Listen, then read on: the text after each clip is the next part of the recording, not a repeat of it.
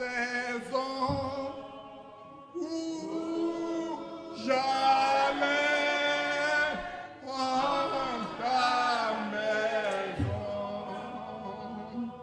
chantons avec les fidèles tes louanges immortelles.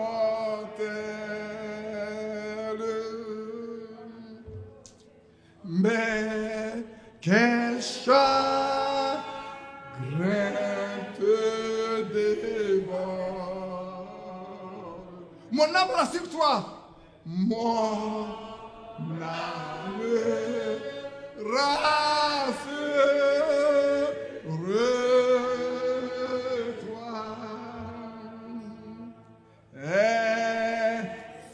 Espérons Dieu car encore il sera loué de moi. C'est son regard seulement qui guérira mon tourment. Mon Dieu, je sens que mon âme d'un ardent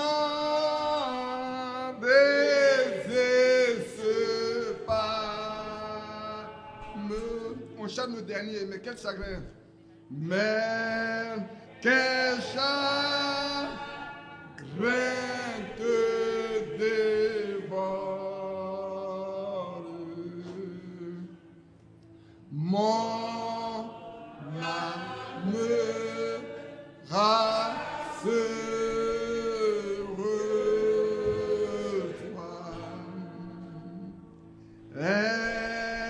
Espérant Dieu car encore il sera loué de moi. Il sera loué de moi. Un regard dans sa faveur.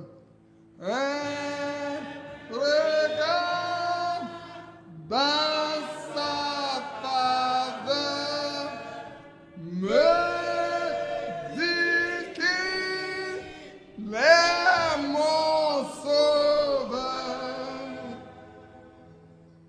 Et c'est aussi lui mon âme. Quand tout même je réclame.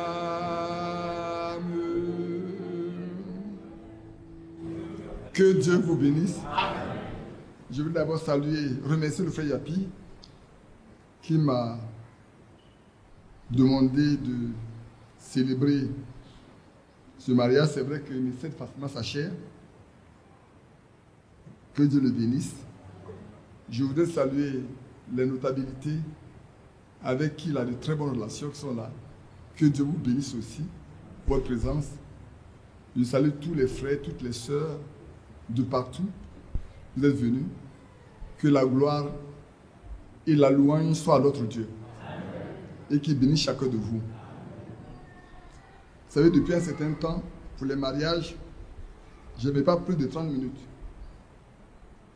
Mais comme vous êtes déplacés, vous venez de loin, il y a un sujet que je voudrais aborder, mais je vais juste peut-être l'introduire et puis demain le poursuivre. Je voulais l'intituler « En quel temps sommes-nous » Je lirai pour cela Daniel, je parlais peut-être une trentaine de minutes et puis on va lire des passages pour les mariés pendant 15 minutes pour vous donner le temps d'aller, comme il a été prévu, à 14 h. Il est déjà 13 h. Si on se donne 45 minutes, je pense qu'on peut aller très rapidement. Que Dieu vous bénisse. On peut se lever ensemble. Père Céleste, c'est ta grâce ce qui suffit. Et tu as fait de ce jour un jour particulier pour nos 2 jeunes enfants. Mais que cela soit aussi pour nous tous un jour nouveau, un jour particulier pour notre communion avec toi. Sans toi, nous ne sommes rien. Sans toi, nous ne valons rien. Sans toi, tout est perdu. Voilà pourquoi nous voulons te recommander ce moment. Sois-en le maître. Dispose chacun de nous et parle à chacun de nous en ces temps difficiles de la fin. Et qu'en sortant, nous puissions nous rappeler que, Seigneur, de même que tu as parlé aux disciples qui étaient à Emmaüs qui partaient, leurs yeux étaient fermés, leur cœur ne comprenait rien, mais quand tu t'es révélé à eux, alors seulement tout est devenu clair et ouvert pour eux. Si tu veux le faire encore pour nous, nous aussi, cela nous fera beaucoup de bien. Accorde-le-nous, Seigneur, au nom de Jésus-Christ. Amen. Alors, pour le respect de la parole de Dieu, tenez-vous debout, s'il vous plaît. Je vais lire avec vous Daniel 9, le 1er, le 2, le 3, le 4. Oui, le 4. Les 4 premiers versets simplement. La première année de Darius, fils d'Assuérus, de la race des Mèdes, lequel était devenu roi du royaume des Chaldéens. La première année de son règne, moi, Daniel, je vis dans les livres qu'il devait s'écouler 70 ans pour les ruines de Jérusalem. Et après le nombre des années dont l'Éternel avait parlé à Jérémie le prophète, je tournai ma face vers le Seigneur, Dieu, afin de recourir à la prière et aux supplications jeûnant et en prenant le sac et la cendre. Je priai l'Éternel, mon Dieu, et je lui fis cette confession. Seigneur, Dieu, grand et redoutable, toi qui gardes ton alliance et qui fais miséricorde à ceux qui t'aiment et qui observent tes commandements, j'oublie les 2 autres versets. Nous avons péché, nous avons commis l'illicité, nous avons été méchants et rebelles. Nous nous sommes détournés de tes commandements et de tes ordonnances. Seigneur, bénis la lecture de ta parole. Amen. Asseyez-vous. Nous savons tous qui est Daniel, pour ceux qui ont l'habitude de lire la Bible. Et il est en captivité en Chaldée. Il n'avait pas un lieu pour aller adorer, mais il n'a pas changé de position, parce que c'est un croyant. Et il avait le livre de Jérémie avec lui, certainement, d'autres livres aussi, mais il s'est rendu compte, en lisant le livre de Jérémie, que 70 ans avaient été déterminés pour ceux qui étaient déportés. Se rendant compte que le terme de 70 ans arrivait, il a cherché à savoir qu'est-ce qui va se passer pour le futur d'Israël.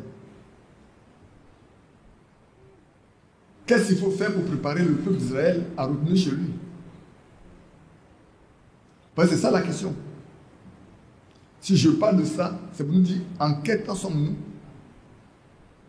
Et si nous connaissons le temps, quelles sont les propositions, les dispositions de nos cœurs pour que, quand le Seigneur viendra, personne ne reste ici. Parce que ce que Daniel cherchait, c'est de voir, en réalité, est-ce que le peuple était disposé? Tu étais prêt? C'est pour ça qu'il s'est mis à chercher la face de Dieu. La suite, vous allez voir, vous pouvez vous rendre compte de ce que le Seigneur lui a dit pour le peuple juif. À nous également, le temps est arrivé où chaque croyant doit savoir à quel temps, dans quel temps il vit. Dans quelle époque il vit. Et quelles sont les attitudes qui sont nécessaires pour qu'il soit agréable à Dieu. Parce qu'après tout, la finalité, c'est d'être agréable à Dieu. Enoch, avant l'enlèvement, son enlèvement, il lui a été dit qu'il était agréable à Dieu. Ce n'est pas quelqu'un qui est venu dire qu'il a été agréable à Dieu. Il a reçu le témoignage de Dieu qu'il était agréable à Dieu. Et nous, également, en ces temps de la fin, Dieu nous a parlé. Dieu qui savait le temps dans lequel nous serions, le moment dans lequel nous serions, il nous a parlé. pour que chacun de nous sache que faire, quoi faire, comment faire, pour lui être agréable. Parce que ce qu'il vous faudra, frère, ce n'est pas le témoignage de frère Badi, ce n'est pas votre témoignage à mon égard, ce n'est pas mon témoignage à votre égard. Ça ne suffit pas du tout. C'est vrai que nous cherchons le témoignage des hommes, mais la Bible dit que le témoignage du Seigneur est plus grand. La question est de savoir quel témoignage j'ai du Seigneur aujourd'hui. Alors que l'enlèvement n'est pas loin. Il y en a qui font des programmes de encore 2025, 2026, 2027, 2030. Je lisais un programme de 2050 pour le nombre de personnes qui doivent habiter sur cette planète-là. Comment on veut réduire le nombre de 7 milliards de personnes à 500 millions de personnes. J'ai des gens tellement fous qui pensent qu'ils peuvent faire le contraire de ce que Dieu a dit. Il dit multipliez, vous remplissez la terre. C'est lui qui a dit ça, non? Si on se multiplie, qu'on remplit la terre, c'est Dieu qui peut réduire le nombre, pas des hommes. Et puis pour nous les croyants, si nous sommes vraiment les croyants, sachez que tout ce que vous allez manger, qu'il soit empoisonné ou pas, vous avez une promesse dans Marc 16. Amen. Parce que c'est ce que les gens veulent faire aujourd'hui. Empoisonner l'eau, empoisonner la nourriture, pour détruire le cerveau, pour rendre stériles les femmes, pour rendre stériles les hommes, pour que quand les hommes meurent, on ne les remplace pas. Mais pour les croyants, ça peut arriver à tout le monde, hein, mais sauf aux croyants. Vous savez pourquoi je ne vais pas employer le mot chrétien? Je vais vous expliquer. Le mot chrétien est devenu tellement galvaudé que même les pères s'appellent chrétiens. Moi, je me dis des croyants, comme Abraham. Je vais dire des chrétiens, non, des fils et des filles de Dieu. Parce que dans 2 Corinthiens 6, si je ne me trompe pas, il est dit, ne touchez pas ce qui est impur. Alors je vous accueillerai, vous serez mes fils et mes filles, et je serai pour vous un père. Donc, je vais parler à des fils et à des filles de Dieu. Et je veux que ceux qui ne sont pas encore fils et filles de Dieu comprennent également ce que Dieu fait à ces temps. C'est pourquoi je dis, en quelle époque, en quel temps sommes-nous? En quelle époque sommes-nous? Frère, pour chaque époque, il y a une manière de vivre. Au temps de Noé, il y avait une manière de vivre pour partir avec Noé. Au temps de Moïse, il y avait une manière de vivre pour pouvoir participer pleinement à ce que Dieu faisait au temps de Moïse. Au temps d'Élie, il y a une manière de vivre. Au point où Élie pensait qu'il était seul. Mais quand il est revenu, Dieu a dit non, je me suis réservé 7000 hommes qui n'ont pas fléchi les genoux devant Baal. Au temps de l'arrivée du Seigneur Jésus-Christ, il y avait une manière de vivre. Les pharisiens, les sadduciens, les scribes, les hérodiens avaient une manière de se conduire et conduire le peuple de Dieu. Mais ceux qui étaient des enfants de Dieu savaient comment se conduire aussi. Au temps des apôtres, il y avait une manière de se conduire également. Pour montrer aux hommes que nous sommes différents des autres. À notre époque également, Dieu réclame de nous, qui avons reçu le message de la fin des temps, une manière de vivre.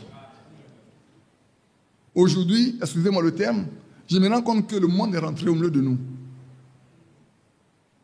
La politique est rentrée au milieu de nous. Le péché a pris raison de nous. Le mensonge nous domine. Alors quel témoignage aurons-nous? Frères, en quel temps sommes-nous? Dans quelle époque vivons-nous? Que nous demande cette époque-là? Qu'est-ce que cela nous demande? J'ai beaucoup de versets bibliques, mais j'ai dit, je fais juste une introduction. Moi, les mariages, dans ce temps, j'ai compris c'est moi qu'il faut faire. Je parle déjà à des hommes qui ont été instruits pendant des années, n'est-ce pas? C'est pas que je ne marie pas tout le monde. Je vais vous dire pourquoi. Je ne marie pas tout le monde. Et je ne participe pas à tous les mariages. Je participe au mariage des croyants. À ceux dont j'ai un témoignage. Si je ne peux pas rendre témoignage d'une chose, je n'y participe pas. Je ne peux pas même m'amener là où je ne peux pas dire devant le Seigneur que ça là, je suis 100% d'accord et vrai avec. Vous pouvez me comprendre ou ne pas me comprendre. Mais ce n'est pas ce qui est important. Faites ce que vous voulez. Mais chacun de nous rendra compte au Seigneur de ce qu'il fait et de ce qu'il dit. C'est pour ça que j'aime bien regarder Matthieu 12, 36. Il est écrit que chaque homme, au jour du jugement, rendra compte de toute parole vaine qu'il aura prononcée. Et dans Daniel 12, ce qui est caché n'est révélé seulement qu'à ceux qui sont purifiés. Vous savez, une année, on n'était pas parti au Ghana, on était dans ma voiture et puis on est tombé en panne. Et puis à cause d'une soeur, il y a un frère qui m'a posé une question. Je vais vous donner la réponse que je lui ai donnée. Quand je lui ai donné cette réponse, il ne m'a plus parlé. C'est vrai, écoutez-moi bien. Hein. Bientôt, je pense à lire quelques versets pour le mariage. Quand il m'a abordé le problème par rapport à la soeur, je l'ai regardé en fait et dit, frère, tu sais, pour ceux pour qui le Saint-Esprit est venu, il n'y a pas de problème. Parce qu'il va être connu dans toute la vérité. Mais pour ceux pour qui le Saint-Esprit n'est pas encore venu là, ils vont marcher comme les hommes. Ils vont marcher comme les hommes le disent. Ils vont faire ce que les hommes veulent. Mais si pour toi, le Saint-Esprit est venu, tu marcheras selon la vérité, parce qu'il te connaît dans toute la vérité. Alors, sachez-vous qu'être là, qui vous parlez de l'enlèvement, est-ce que vous avez la certitude que vous avez le Saint-Esprit? C'est plus le temps de discuter, frères et sœurs. C'est le temps de vous poser la question, vous devez dire oui. Comme au temps de Paul. Je suis prêt pour l'enlèvement. J'ai reçu le Saint-Esprit. Ça veut pas dire, je pense que je sais que vous me connaissez. Je pense que je sais que... Non, non, non. On ne pense plus. On ne croit plus. On veut être certain d'eux. On veut être certain. On veut être certain. Certain d'eux, j'ai le témoignage de Dieu que si je tombe aujourd'hui, j'ai la paix. En quelle époque vivons-nous? Et pour chaque époque, la Bible demande une manière de vivre. Demain, je vais le déployer. Ici même, je vais le déployer. Comme il y en a qui suivent en ligne, ils ont le temps de suivre le reste. Je lis les autres versets. Mais là, je reste. Regardez Daniel, un homme prudent, un homme qui est préoccupé par son peuple. Il ne veut pas les envoyer nulle part ailleurs que vers son Dieu. Il s'est tourné la face pour chercher la face de Dieu jusqu'à ce qu'il ait obtenu une réponse de la part de Dieu d'abord avant de parler. Aujourd'hui, les gens peuvent se présenter pour parler sans avoir l'accord de Dieu, sans avoir reçu un ordre divin. Bien-aimés, prenons garde à nous-mêmes. Parlons seulement quand nous avons reçu quelque chose de vrai. On est assuré que c'est Dieu qui a parlé. On est assuré que c'est Dieu qui a parlé. Frères, c'est le temps. Bien-aimés sœurs, je vous invite, vous tous, vous parents, c'est le temps de savoir qu'est-ce que Dieu dit, qu'est-ce qu'il fait, qu'est-ce qu'il a dit. Sinon, vous serez purement des religieux. Vous passerez à côté de la vie éternelle. Je vous dis, vous passerez à côté de la chose même qui est principale que vous cherchez. Vous prétendez. Savez-vous une chose? Vous le savez? Quand je suis posé la question aux 12, quand les autres sont partis, il avait 70. Les 50 sont partis. Il leur a demandé, mais pourquoi vous ne partez pas vous autres? Qu'est-ce que vous cherchez ici? Pierre n'a pas dit, Seigneur, nous pensons que... il a dit non. Nous savons. Nous savons que tu es le Christ. Que tu es le Fils du Dieu vivant. À qui nous dirons-nous? Quand on a avec nous le Christ, le Fils du Dieu vivant, qu'on a la certitude qui s'est révélé à nous, qu'on sait, mais est-ce qu'on peut aller quelque part d'autre? Non. Mais il a dit pourtant, moi qui vous ai choisi, vous savez, le Seigneur a passé toute une nuit à prier. Avant de choisir, il a dit, mais l'un d'entre vous est un démon. Il n'a pas le démon, hein. Il est un démon. Lui, Jésus, choisissant les débuts, il a choisi un démon. Le chemin du Christ, le salut, hâtez-vous, bien-aimés du Seigneur. Cette voie est étroite, pénible, confiez-vous au bon Sauveur Jésus. Et si l'ennemi vous fait rage, jamais ne cherchez la vengeance.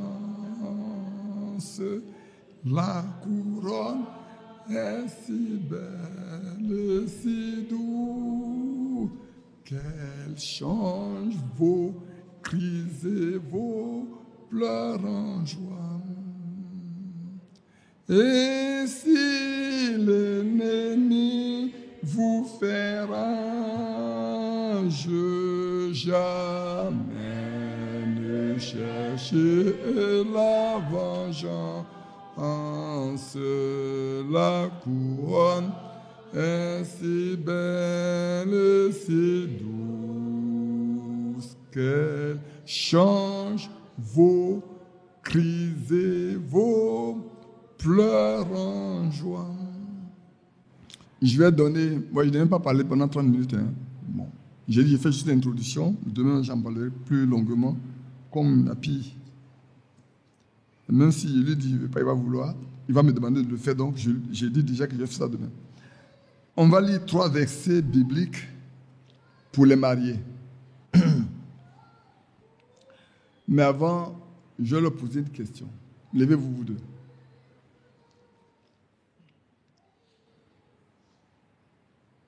La question que j'ai posée, elle est importante pour moi, avant que je ne lise les versets bibliques.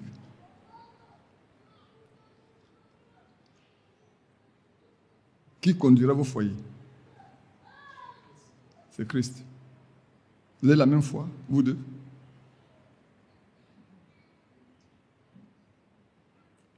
Je peux avoir la certitude, parce que sinon je descends de la chair. Je peux avoir la chair? Donc, vous me confirmez que vous avez la même foi. Asseyez-vous.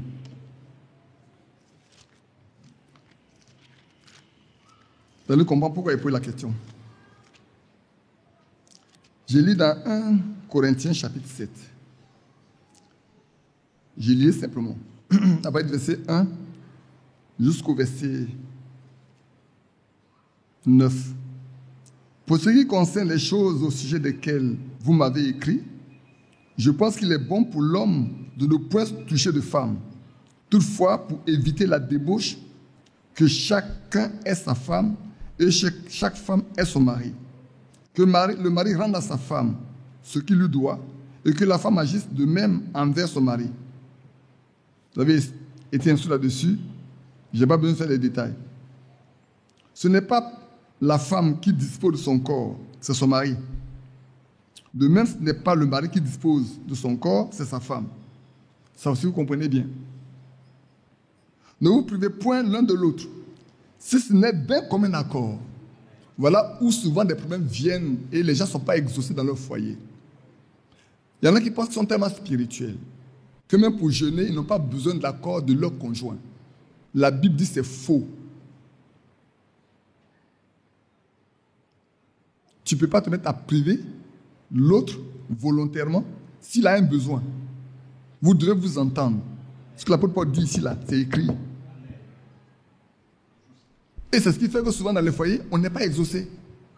On peut jeûner pendant des jours et puis c'est vain. Pourquoi? Parce qu'on a fauté par rapport à cette écriture qui est là. C'est vrai que je leur ai posé la question, s'ils ont la même foi. Parce qu'ils n'ont pas la même foi, l'un va à gauche, l'un va à droite. L'un va t'enseigner d'une manière, l'autre va t'enseigner d'autre manière. C'est pas vrai? Alors, ils vont sur quoi? Ils vont sur qui? Ils vont prétendre suivre Christ. Mais en réalité, c'est faux parce qu'ils ne font pas ce que Christ dit. Si nous pensons que c'est Christ, c'est que ce que l'apôtre Paul a écrit ici là est vrai. Il dit, ne vous privez point l'un de l'autre, si ce n'est d'un commun accord, pour un temps, afin de vaquer à la prière. Si tu veux te mettre de côté pour prier, tu dois recevoir l'accord de ton conjoint.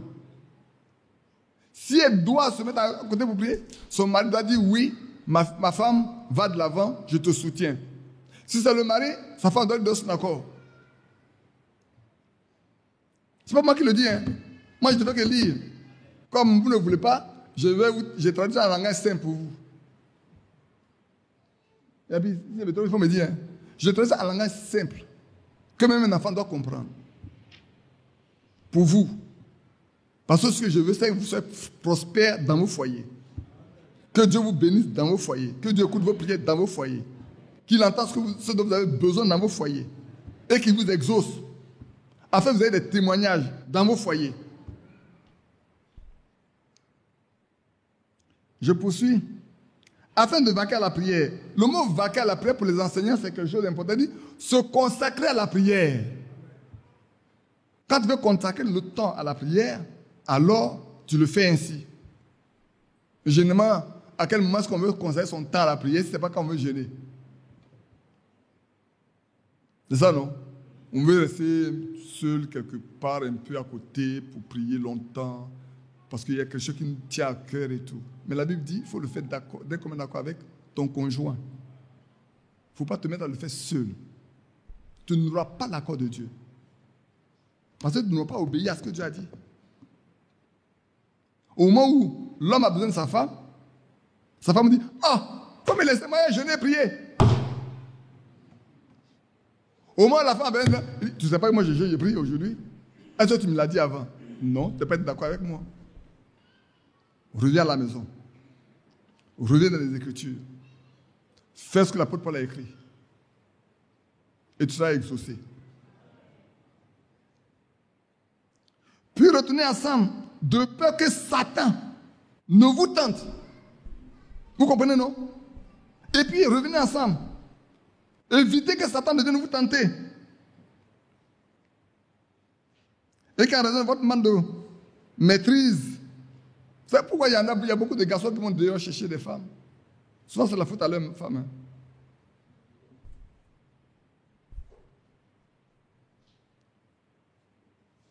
Parce que tout le monde n'est pas converti.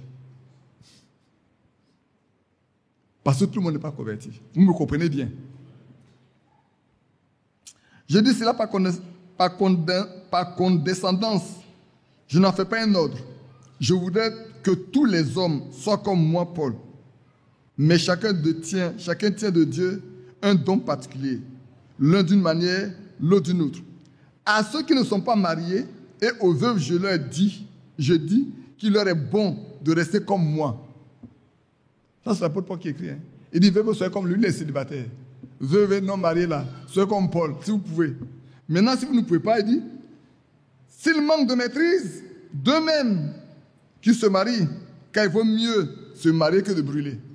Ou pas que le fait. Vous savez ce que frère Bailin a dit quand il était encore vieux, dans les années 80. On était à Niamey, qui a dit, mais au lieu que tu brûles là, il faut te mettre sous la douche. Au lieu de brûler là. Tu brûles, il y a un colonne, tu te mets sous la douche. Pas te mettre sous la douche. Il ne faut pas brûler. Bien-aimés, que Dieu nous bénisse.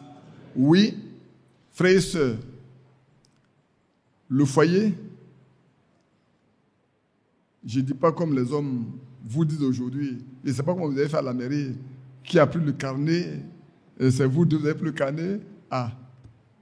Elle a fait ce que la Bible dit. Dieu a créé un homme et une femme. Le transgenre, les chrétiens ne sont pas dedans. La fois dernière, quelqu'un m'a envoyé un truc, les méthodistes ont commencé maintenant à marier même les femmes pasteurs lesbiennes. C'est le frère Sombo Célestin qui me l'a envoyé. J'ai ça encore sur mon téléphone. Des pasteurs lesbiennes ont été mariés dans l'église protestante méthodiste. Des lesbiennes. Une femme et une femme sont pastoresses, les deux sont mariés. Et dans l'église, on les a mariés. Voilà où on arrive, frère. Le temps de Sodome et de Gomorrhe, là, on est en plein dedans. Hein. On est en plein dedans. Faites attention. Et ne pensez pas qu'au milieu de vous, là, il n'y a pas d'homosexuels. Ça, je peux vous garantir. Je peux vous garantir qu'il y a des homosexuels. Un jour, vous serez surpris d'apprendre que telle personne est homosexuelle. Vous avez dit comment c'est ça? Frère Isaac vous a dit que Dieu me parle, non? Il vous a pas dit ça? Frère Isaac vous a pas dit que Dieu me parle? Alors vous saurez que c'est Dieu qui a parlé ce jour-là, c'est pas moi. Si vous voulez bien vérifier, allez-y, vérifiez ma prédication du 12 juillet 2015. Vous notez, hein, le 12 juillet 2015. Ce jour aussi Dieu a parlé. Vous n'avez pas fait attention. Si vous n'avez pas fait attention du tout. Je lis avec vous dans Matthieu 19 rapidement. Lorsque Jésus eut achevé ses discours, verset 1, il quitta la Galilée et alla dans le territoire de la Judée, au-delà du Jourdain. Une grande foule le suivit, et là, il guérit les malades. Les pharisiens l'abordèrent et dirent, pour l'éprouver, est-il permis à un homme de répudier sa femme, en d'autres termes, pour le français très simple, de divorcer sa femme? ou un motif quelconque, pour n'importe quoi, est-ce qu'on peut mettre sa femme dehors aujourd'hui? Frère, vous savez pourquoi je suis exigeant en matière de mariage? Je vais vous le dire. J'étais dans ce message depuis 77, 78. J'ai vu beaucoup de situations de mariage qui sont transformées en cauchemar, en vrai cauchemar pour les gens, au point où ceux qui sont mariés sont devenus des mondains, sont sortis du message. Ils sont sortis du message. Ils ne sont même plus dans la foi. Et on a continué de voir ça. C'est pour ça que j'exige, je demande, pas que j'exige, je demande, est-ce que Dieu est dans votre affaire? La première chose, est-ce que Dieu est dans votre affaire? Est-ce que vraiment vous le faites sur la base que c'est Dieu qui vous donne cette femme ou c'est Dieu qui vous donne cet homme? Parce que plus tard, quand vous allez vous découvrir, c'est déjà trop tard. Hein? Le seul moyen que vous avez, c'est de dire je quitte l'assemblée. Pour quitter le conjoint, il suffit de quitter l'assemblée. Quand tu quittes l'assemblée, tu vas dans le monde tranquillement. Parce que si longtemps, la personne va accepter de te marier. Mais si tu dis non. C'est fou. C'est comme ça que les gens s'en vont dans le cafouillage, parce qu'ils n'ont pas respecté ce que Dieu a dit. Permettez-moi de vous dire que pour chaque homme, avant la fondation du monde, Dieu sait qui il vous a déterminé. Qui? Ma soeur, Dieu sait. Mon frère, Dieu sait. Maintenant, tu peux rendre une volonté permissive. Ça, c'est ton problème. Mais tu paieras le prix. Cherchez la volonté parfaite de Dieu. Recherchons la volonté parfaite de Dieu. Afin que nous soyons toujours heureux et bien heureux. Parce que notre Seigneur Jésus a dit, ma volonté, ma nourriture, c'est de faire la volonté de ceux qui m'ont envoyé. Et nous également, notre désir doit être de rechercher la volonté de Dieu et de plier notre volonté à sa volonté. Plier notre volonté là, la plier sous sa volonté. Il répondit, n'avez-vous pas lu que le Créateur au commencement fit l'homme et la femme, et qui dit, c'est pourquoi l'homme quittera son père et sa mère et s'attachera à sa femme, et les deux deviendront une seule chair. Ainsi ne sont-ils plus deux, mais ils sont une seule chair. Que l'homme donc ne sépare pas ce que Dieu a uni. La fois dernière, j'ai parlé à quelqu'un, je lui ai dit ceci, je l'ai surpris. La personne m'a raconté beaucoup de choses. Je lui ai dit, il y a une chose. Est-ce que c'est Dieu qui a joint? Je dis, ce n'est pas Dieu qui a joint. Je te donne ma brochure. Le mariage, problème ancien de Frère Franck. Tu vas le lire. Quand tu vas finir de le lire, tu prendras la décision en fonction de ce que Dieu t'aura dit. Tu prends la brochure, je te la donne, tu vas la lire. Et puis, tu verras bien dedans. Quand ce n'est pas Dieu qui a joint, qu'est-ce qu'on fait? Quand c'est Dieu qui a joint, aucun homme n'a le droit de disjoindre. Parce que tu vas contre la volonté de Dieu. Quels que soient les problèmes que les gens ont, quand c'est la volonté de Dieu là, ne dis pas que dans les mariages où tu es parfaitement la volonté, il n'y a pas de problème. C'est faux. Regardez bien. Levez votre tête. Quand vous êtes dans l'Ancien Testament, Rebecca s'est-elle mariée en dehors de la volonté de Dieu? Vous ne me répondez pas? Elle s'est mariée sur la volonté de Dieu, non? Mais elle était stérile. Rachel, elle n'a pas été stérile? Mais si. Donc cela ne veut pas dire que quand on se met selon la volonté de Dieu, là, on n'a pas de problème. On peut avoir des problèmes, mais la solution se trouve dans celui qui vous a donné la chose. Parce que je ne regarderai pas mon mari ne me regardera pas. Chacun de nous va aller vers le Seigneur. Et puis, comme on est humble, je suis le premier à le dire, ma chérie, pardonne-moi, c'est à moi la faute. Et si elle est humble, elle m'a dit, mon chéri, ce n'est pas toi, c'est moi. Et dès que c'est comme ça, le diable est parti. Il n'y a plus de problème. Mais maintenant, ceux qui ne sont pas mariés selon la volonté de Dieu, les problèmes deviennent plus costauds. Souvenez-vous de Ruth, la Moabite. Il n'était pas permis aux Juifs de se marier en dehors de leur peuple. N'est-ce pas? Mais quand Abimelech est sorti avec sa femme et ses 2 filles sont partis, qu'est-ce qu'ils ont trouvé là-bas? Naomi est rentrée sans son mari, sans sa femme. Et sans son mari et sans ses 2 enfants. Mais il y a une qui a dit, moi je prends le parti de Dieu. Mais ce n'est pas mon peuple, je prends le parti de Dieu. Regardez comment Dieu l'a béni après. Au point où son nom est cité dans la généalogie du Seigneur Jésus-Christ. Il y a 2 femmes comme ça. Il y a Rahab et Ruth, dont les noms sont cités dans la généalogie de notre Seigneur Jésus. Allez lire dans Matthieu.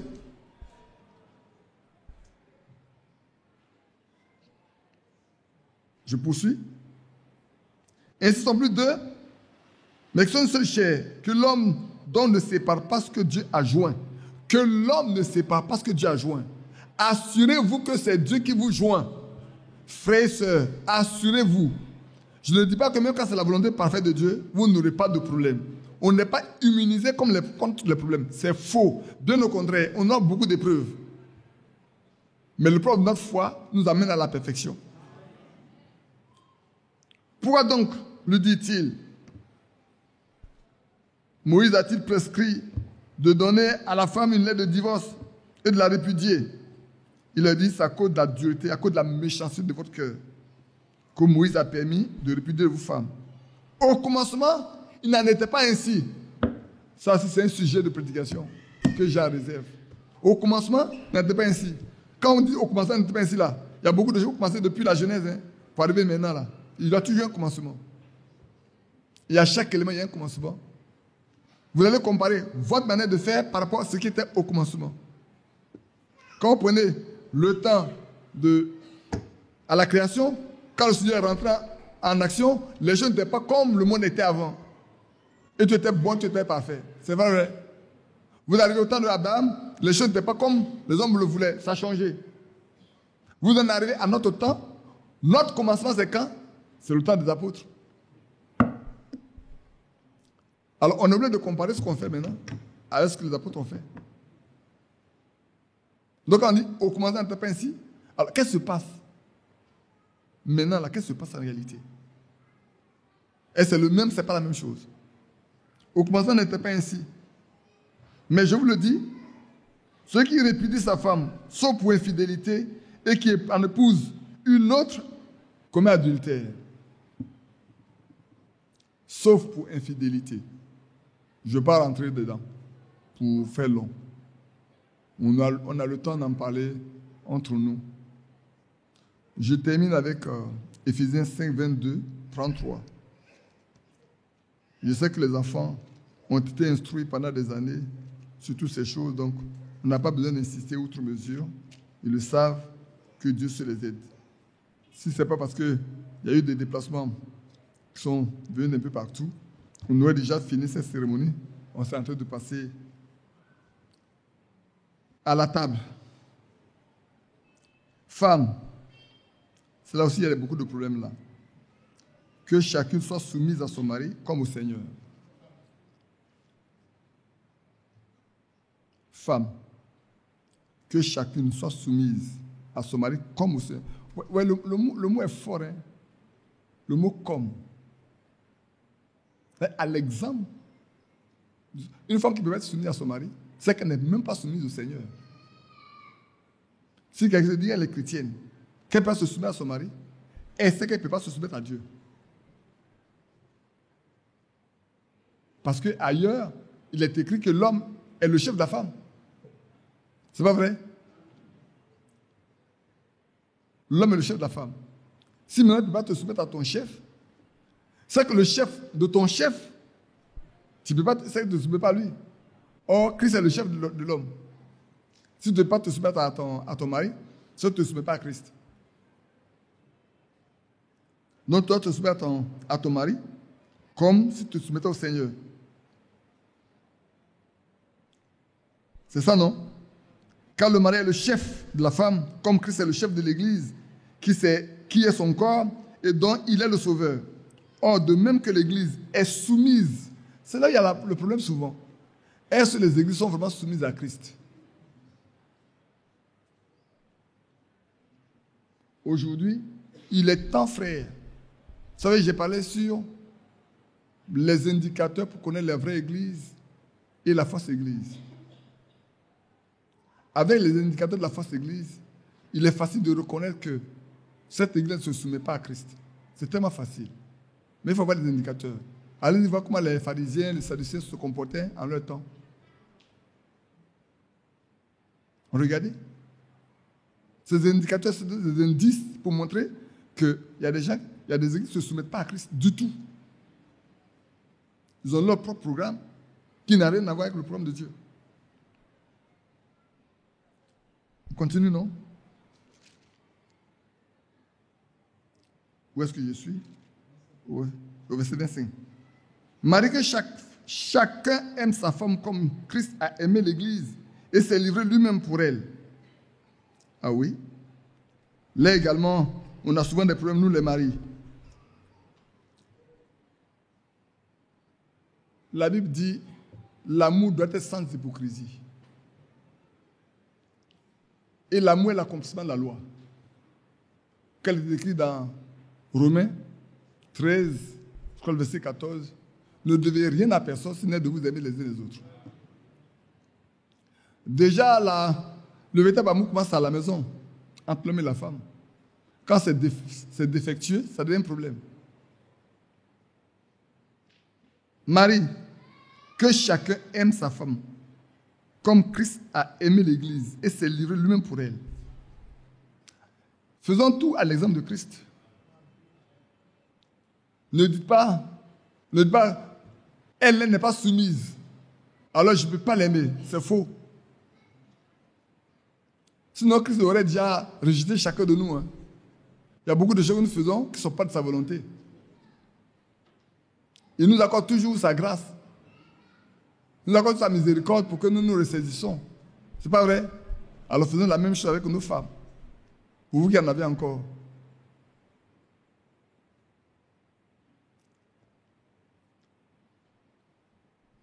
Afin de la sanctifier, en la purifiant et en la lavant par l'eau de la parole. Il y en a qui ne tiennent même pas de réunion de prière chez eux à la maison. Vous devez avoir un culte familial. Réveillez tous les enfants, priez avec eux, lisez la Bible. Dans ces derniers temps, j'ai fait une chose avec les enfants à la maison parce que j'ai reçu beaucoup d'enfants qui sont venus en vacances à la maison. Alors, c'est ce que je fais avec eux. Je leur demande de me parler de tous ceux qui sont enfants dans la Bible et que Dieu a utilisés. Je leur donne un premier exemple. Maintenant, je leur dis de lire la Bible et de trouver les exemples, tous ceux qui sont enfants dans la Bible et que Dieu a utilisés. Et puis, à un moment donné, j'ai cité Jean 3, c'est moi, j'ai cité sur le verset. J'ai dit Jean 3, c'est qu'est-ce que c'est dedans? Qu'on me dise quel est le contenu de Jean 3, 16. Il y a une seule qui a pu citer le verset correctement, les autres ne savent pas. Marie, femme, instruisez vos enfants sur la Bible. C'est le lieu de vous dire, mes deux jeunes enfants que vous mariez là, vos progénitures là, instruisez sur la Bible.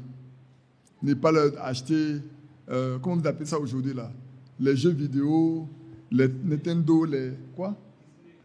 Non, même ça, ne dites pas français, les jeux vidéo, tous les jeux vidéo qui sont montés à Hollywood par des stars là. Retirez ça de la vie de vos enfants. Ils connaissent plus Goldorak qu'ils ne connaissent Samson, qu'ils ne connaissent David. Ils connaissent Batman, mais ils ne connaissent rien de Jephthé. Retirez ça d'eux. Enseignez-leur ce qu'est la Bible. Vous savez, quand ils vont à l'école, ils apprennent de mauvaises choses. C'est à la maison qu'ils doivent corriger. S'ils ne corrigent pas ça à la maison, mais ils vont continuer avec. Et demain, quand ils vont grandir, vous aurez plus de mal à les redresser. C'est qu'elles sont pesées pour les redresser.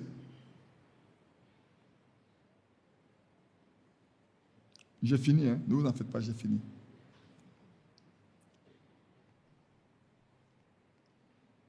Pour faire paraître devant lui cette église glorieuse, sans tache, ni ride, ni rien de semblable, mais sainte et irréprochable. Oh, il y en a, quand ils voient une femme veut la marier, les parents en prennent tellement soin, elle est belle, elle est bien habillée, mais quand maintenant il la marie, ou l'épouse, qu'est-ce qu'ils font? Ils ont même honte de marcher avec elle. Ils sont devant la femme et derrière.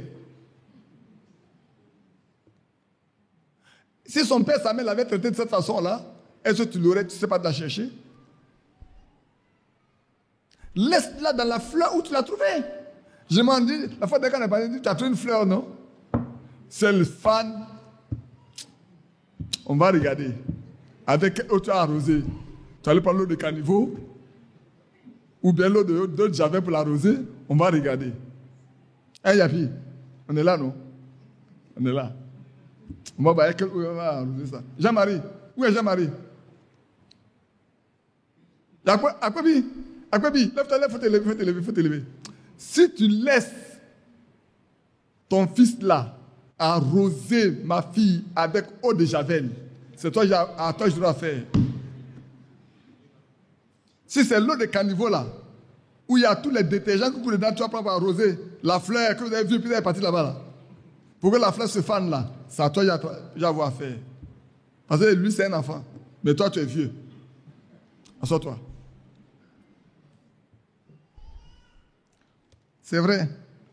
C'est ainsi que le mari doit aimer sa femme comme son propre corps. Celui qui aime sa femme s'aime lui-même. Celui qui n'aime pas sa femme ne s'aime pas lui-même. Je fais une translation simplement. Si tu aimes ta femme, c'est que tu t'aimes. Et toi, tu me regardes quand tu as réglé ta situation de mariage là même. Hein? Vous là, je vous regarde. Hein? Vous devez ça avant décembre. Car jamais personne n'a haï sa propre chair, mais il la nourrit et en prend soin comme Christ le fait pour l'Église. Parce que nous sommes membres de son corps. C'est pourquoi l'homme quittera son père et sa mère, s'attachera à sa femme, et les deux deviendront une seule chair.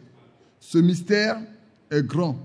Je dis cela par rapport à Christ et à l'Église. Du reste, que chacun de vous aime sa femme comme lui-même, et que la femme respecte son mari. Il y en a qui ne respectent pas leur mari. Oui. Frère, écoutez-moi bien. Souvent, on dit dans le message qu'on ne peut pas divorcer. Mais moi, je vous dis, il y a des possibilités de divorce. Allez-y lire le mariage publié en de Frère Franck. Vous verrez dedans qu'il y a des possibilités de divorce. Il a écrit ça dedans. Si vous humiliez votre mari devant le peuple, devant sa famille, au point où il n'a plus de dignité, il a le droit de se séparer de vous. Parce qu'il n'a plus de dignité nulle part. C'est écrit de Frère Franck. Et quand je regarde dans les Écritures, c'est normal, c'est vrai. Parce que si l'homme n'a plus de dignité nulle part, il n'a plus de respect nulle part. Regardez bien le jour où... Oui, mais je viens. Vous me donnez déjà les éléments. Esther n'a pas respecté. Regardez bien, frère. Je viens. Non, c'est Vasti qui n'a pas respecté. C'est Vasti qui n'a pas respecté. Regardez bien. Quelqu'un a dit, mais une histoire d'un roi païen que Dieu inclut dans la Bible, dans le canon biblique, l'histoire d'un roi païen, pour montrer combien de fois Dieu s'attache à certaines choses d'importance capitale. L'histoire d'un roi païen. Sa femme refuse de venir pour qu'il la présente au peuple. Elle aussi l'organise. Elle est tellement importante qu'elle organise sa cérémonie. Elle ne peut pas aller. Un roi qui est sur le royaume, qui dirige tout le royaume. Mais attends, si sa femme l'a honni, mais qui va le respecter? Toutes les femmes l'ont dit, même la reine là, son mari l'a convoqué, elle n'est pas partie. Toi, qui même fatigue les gens? C'est à cause de ça là que son mari l'a mise dehors. Elle a pris une autre pour la remplacer. Maintenant, quand je viens à Ruth, regardez bien le jour où, comment il s'appelle, Boaz devait marier Ruth. Ça s'est passé où? Devant la porte, devant le peuple, devant tout. De sorte que l'attitude même de Ruth, les femmes ont loué son attitude. Au point où on a dit, sois un grand peuple. Souvent, écoutez-moi bien, je vais terminer tout de suite. Soit on bénit sans savoir pourquoi on bénit. Aujourd'hui, quand tu donnes 1000 francs à quelqu'un, 10 000 francs à quelqu'un, 1 million à quelqu'un, dit que Dieu te le rende au centuple. Vous le dites, non? Qui l'a déjà dit une fois? Qui lève la main? Qui n'a jamais dit, n'a qu'à lever la main aussi? Toi, il faut dire ta main. Patricia, tu n'as jamais dit ça? Tu as levé ta main, je ne t'ai pas vu. Sinon, je ne devrais pas appeler. Lève bien ta main pour voilà. Quand je te donne 1 million, quand tu me dis que Dieu me donne 100, c'est qu'il va me donner 100 millions. Tu es d'accord? Le problème, c'est que vous le dites sans le savoir. Vous le dites sans le savoir. C'est un thème banal que Dieu te rend en centuple. Que Dieu te rend en centuple. Vous le dites sans savoir ce que vous demandez. Est-ce que vous le demandez ou bien c'est devenu une habitude? C'est comme ça, des paroles vertes qu'on balance. Donc quand quelqu'un te donne 100 francs, tu dis que Dieu te donne au centuple, tu lui donnes 10 000 francs. Tu dis à Dieu de donner 10 000 francs. Quand il te donne 1 million, que tu dis au centuple, c'est 100 millions que tu lui donnes. Hein? Quand il te donne 1000 francs, c'est 100 000. Je ne sais pas si vous voyez. Donc, frère, soyons chrétiens. Ne faisons pas comme le monde. Demandons de nos cœurs, de tout notre cœur, ce qui est. C'est pas, je dis aux gens, ne dis pas que Dieu te bénisse. Dieu te bénisse. Est-ce que tu es vraiment sûr que tu veux que Dieu me bénisse? Est-ce que tu es vraiment sûr? Que Dieu soit loué. Qu'il nous bénisse tous. Et comme je dis, j'ai été très long, mais du reste que chacun de vous aime sa femme comme lui-même et que la femme respecte son mari. Hein? Que tu respectes ton mari, afin que dehors, les hommes le respectent, mais aussi à la maison, les enfants le respectent. Parce que quand les mamans ne respectent pas leur mari, les enfants en prennent l'habitude. Aussi ne pas respecter le papa. Parce que vous savez bien que les mamans passent plus de temps avec les enfants que les parents, que le papa. C'est pas vrai. Je peux vous dire, maman, vous avez beaucoup plus de charges pour éduquer les enfants que les hommes n'en ont. Même si on est dans un monde moderne où l'homme travaille, la femme travaille, mais l'éducation des enfants, souvent, c'est vrai, les enfants sont plus avec leur maman qu'avec leur papa. Alors prenons garde afin que nous puissions élever les enfants selon ce que la Bible dit. Et c'est pour ça que vous aussi avez besoin de connaître vraiment la Bible, pour que vous puissiez vous appuyer dessus pour éduquer les enfants. Que Dieu nous bénisse.